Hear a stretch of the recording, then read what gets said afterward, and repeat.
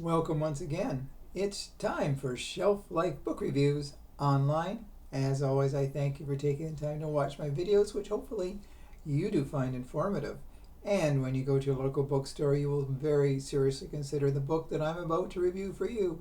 And this time out, it is Worthy Opponents by Danielle Steel. This is published by Delacorte Press, and it retails for $38.99. What hasn't been said about Danielle Steel? She is definitely one of the world's top writers. Her books have sold over 1 billion copies. Now, I know a lot of people say, oh, a Danielle Steel book, it's the same old thing. It's just like a Hallmark movie.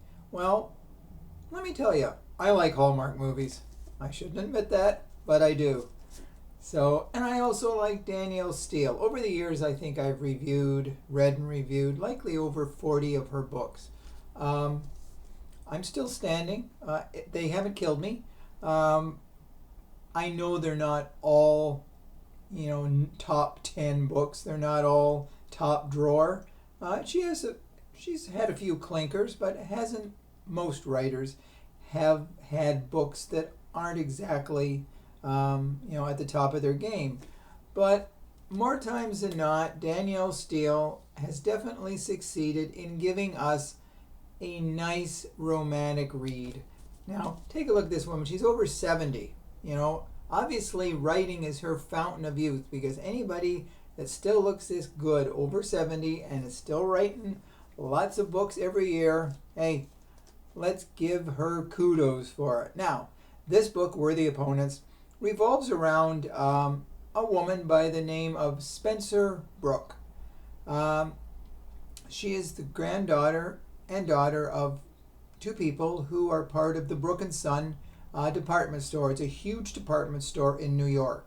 Now, the grandfather has died. The grandson, her father, takes over, and he passes away too. So the store is left to Spencer. Now, she really is very conservative in her choices. She is told that she's got to expand.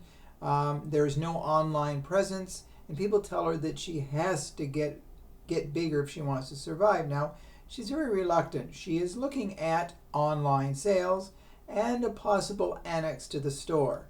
Now, she's meets a man by the name of Barton White, and she falls in love with him. She marries him, and she has twins with him. But Barton is a guy that does not want her to succeed. He wants her basically to leave the store, so she'll have more time for him and the children. Though Barton really is not a good father. He's not somebody who really cares about his children like he should. So anyways, long story short, Spencer and Barton do go their separate ways, and she raises the children. She has a nanny, of course, to help her, and Barton really doesn't care about the kids. He doesn't care about visitation. So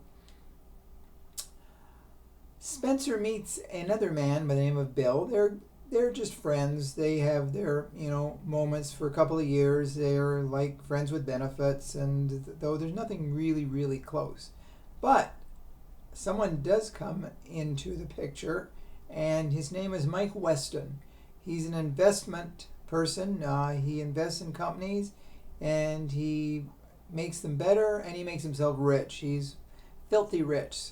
So he tries to convince her that, maybe he buys into the company to give it a financial boost, and a year or two down the road, he takes over like 80% of the company, so she's just a minor stockholder in the company, and she resists that. So things start happening, because one night at a fancy dinner that Mike Weston, invites her to, there's a fire at the store. The top floor of the store, a lot of it is destroyed.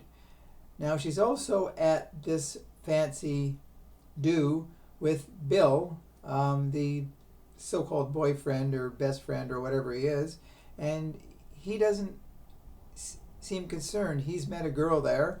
So Spencer goes to the store, and Mike comes along for moral support. Now, a lot of the store is ruined. They will have to rebuild.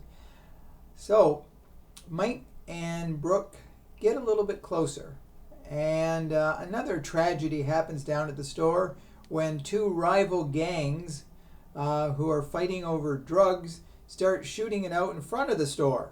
So they shoot out the front window, they run into the store, they start killing each other, the police are there. So it's really a bad luck at that store. But Danielle Steel does make the book entertaining, though there's times when it's a little bit, you roll your eyes, and but it's still an interesting read.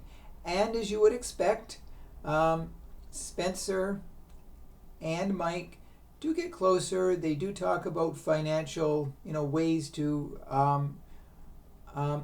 reinvigorate the company. In fact, they find a new location, and everybody lives happily ever after.